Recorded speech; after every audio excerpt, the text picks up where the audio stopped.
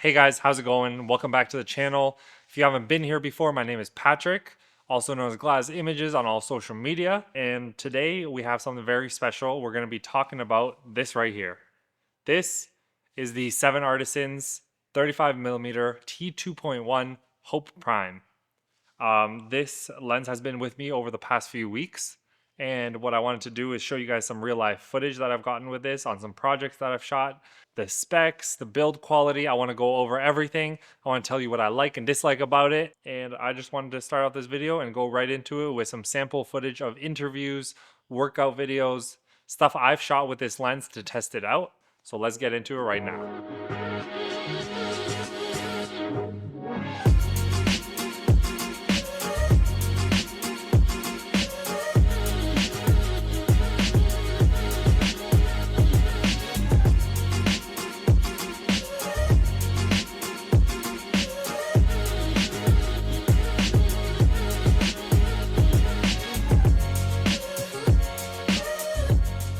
So I just wanted to go over the focal length of this lens. So this lens is a 35mm lens, but it is made for Super 35 cameras. When you put it on a full frame camera, like the FX3, it does crop in so that 35mm becomes more of a 50mm lens, which I don't mind at all because 35 and 50 are my favorite lenses to shoot with. Disclaimer, they did send me this lens to test out and try, but they have no input on this video and what I'm saying in this video. I personally use this lens with my FX3, which was my main camera that I use all the time. So anything that you see in this video is usually shot with the FX3. Keep that in mind when I am shooting this. And you see any test footage or anything like that, it is shot on a full frame camera. I do want to say that this lens does come in a kit. I believe it comes with a 10mm, 16mm, 25, 35, 50, and 85mm, and I believe most of them are T2.1.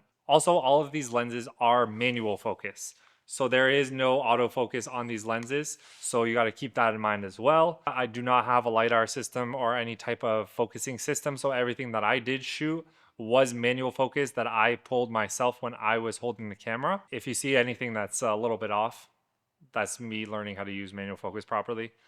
I'm still working on it, but we'll get there eventually. So I did mention that these are Super 35 lenses. So with that, the lens coverage on this is pretty good. Even putting on a full frame camera, I'll show you guys some sample footage. There is not much vignette on the 35mm. That is the one I have. But once you put stabilization on, it kind of gets rid of the whole vignette around the corners.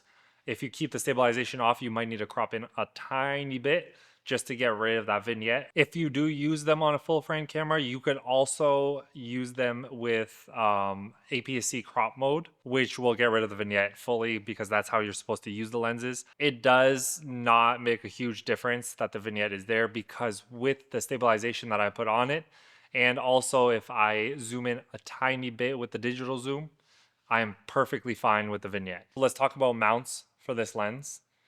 I got the E-mount for Sony, but it also comes in the Fuji mount and the Canon mount, so you can adapt to any of those cameras if you wanted to. When you buy it, you can just buy it with that exact mount, which is really great to see with a Cine lens like this. This lens also comes with the black finish with the orange writing, or it also comes in a silver finish if you like that style more. Personally, I love how this lens looks. This build quality on this, absolutely amazing. The entire thing is metal. Usually with photo lenses, you'll get plastic and stuff like that in some lenses if they're cheaper lenses. With this, they didn't cheap out on anything on this lens. All the writing on here is engraved and painted, so you can feel where everything is. The focus ring on this is very, very smooth. You have a 270-degree focus pull on this, which means that if you're doing small adjustments, for example, if you're shooting something very close and you need to make a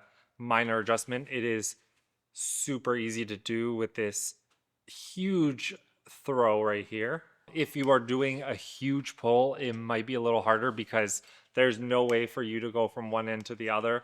When you're shooting on a camera, for example, like this, it's a lot harder because you're gonna have to relocate your hand a few times to do this. But that's not a big issue because you're not really going to be doing a huge pull like that. And if you are, you could adjust your hand and figure it out. You have a declicked aperture ring. Wherever you put it, it stays. It's pretty good on the fact that it is not going to slide out of place when you accidentally hit your camera. It is tight, but is also very smooth to use. Also, one of my favorite things on this lens is the lens cap. It's funny that this is one of the things I really like about it, but they made a full metal lens cap for this lens, and on the inside there's like a velvet lining, so when you put it on your lens it's very nice and smooth, so it doesn't scratch the lens at all, and it stays on there. It is very tight, won't fall off, and it just looks super nice. All of the lenses in this kit come with the lens cap that says the focal length, which is what I think every lens company should be doing, because that'd make life so much easier. When you put it, for example, in a Pelican case or in your bag, you want to see what lens you're grabbing, especially because this kit comes with a bunch of different focal lengths and they all are around the same size. They are all the same filter thread as well as the same width. I believe there is a few of them that are shorter and taller than this. Every lens in this lineup is a T2.1 lens. They all go from T2.1 to T22. They also all have the same 77 millimeter filter thread. So when you're putting on filters, you don't have to worry about getting a bunch of adapters or a bunch of different sized filters, because they will all fit on all the lenses because they are all 77 millimeter filter threads. So that's very nice to see on these lenses. And then even though the front diameter of these lenses are the same, they all have a different optical design, which makes them look a tiny bit different from what I have seen in my research, watching a bunch of people review these lenses and talk about them. I just wanted to talk about the 35 because that is what I have in my hand. There's a 10 element, 8 group optical design on the inside. It has a minimal focus distance of around 1 meter, which is pretty good. It's not crazy, but it is a pretty good distance for a 35 millimeter or a 50 millimeter on my full frame. It has a 77 millimeter filter thread, as I've said before. And this lens weighs in at around 700 grams, which, considering that it's made fully out of metal, is very light.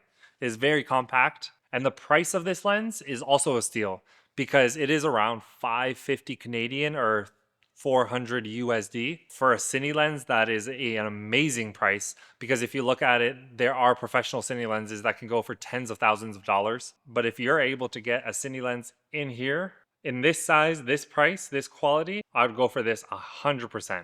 Now I wanted to talk about the image quality and the lens flares and what kind of characteristics you see in this lens. So at T2.1, this lens is tack sharp in the middle.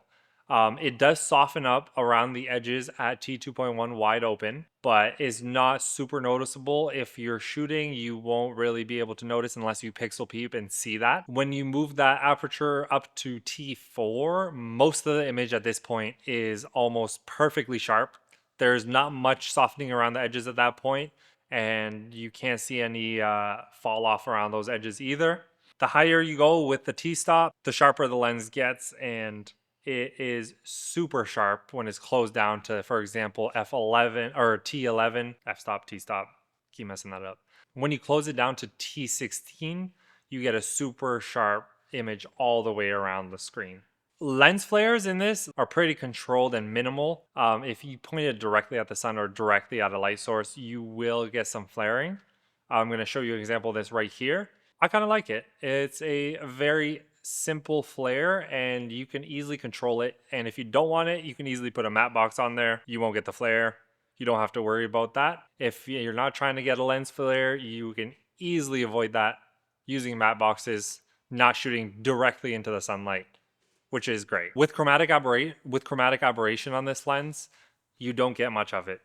From all the tests that I've done with this lens and all the footage that I've shot, I haven't seen much chromatic aberration. If you really pixel peep, you might see a little bit, but it's so unnoticeable that anyone looking at your video will not be able to notice it unless you really zoom in all the way. When you do get that chromatic aberration though, it is yellow at the top and blue at the bottom, which is a little different than other lenses that I've tested out. In high contrast areas, you might get it a little bit, but it's extremely minimal. so you won't have to worry about that at all when you're shooting. So the next thing I want to talk about is the vignetting around the lenses. With this 35, I do use it on my full frame sensor. So I'm going to show you guys some sample footage of this with no stabilization, no effects, nothing on these clips. I'm just going to show you the vignette. I'm just going to convert it to Rec 709 and show you these clips.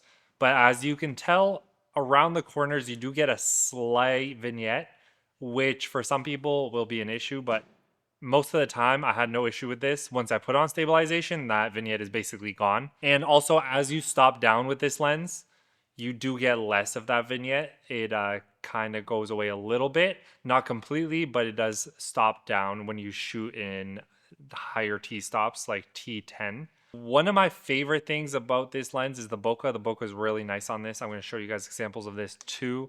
As you can see, this is what it looks like. And this is what you need to expect when you're shooting with this. It does have a very nice fall off with the bokeh. It looks amazing. I love how it looks. It's just a great look for this lens. It's great for those cinematic shots.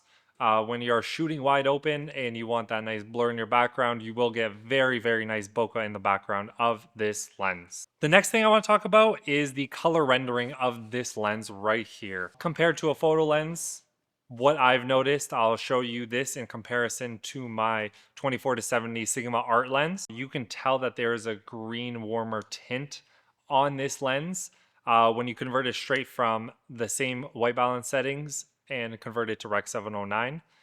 This lens does have a warmer tint to it and a more green tint, but I do really like how it looks. This lens seems to be more natural in the skin tones, which is very nice because I do shoot a lot of portraits and I shoot a lot of people and interviews and stuff like that. So this really does help me with my color grading workflow. You can tell that a lot of work went into the design of this lens to make it look as good as possible and the build quality to be the best possible for the price. Overall, this lens is absolutely amazing. I love this lens. I would recommend it to anyone. For the price, the quality, the design, the image quality coming out of this lens, everything about it is perfect. And for the price of 550 Canadian dollars or 400 US, this is the best budget cinema lens that I've seen. I love this lens. I would recommend this lens to anyone. Thank you, 7 Artisans, for sending this out to me. I can't wait to get more of these lenses from this same kit. And if you guys like this video, leave a like, leave a comment, subscribe to the channel. I'm going to leave the link in my bio for this lens to their website and their lens kit. So if you're looking for that, we can leave that in the link for you. And I will see you guys in the next one.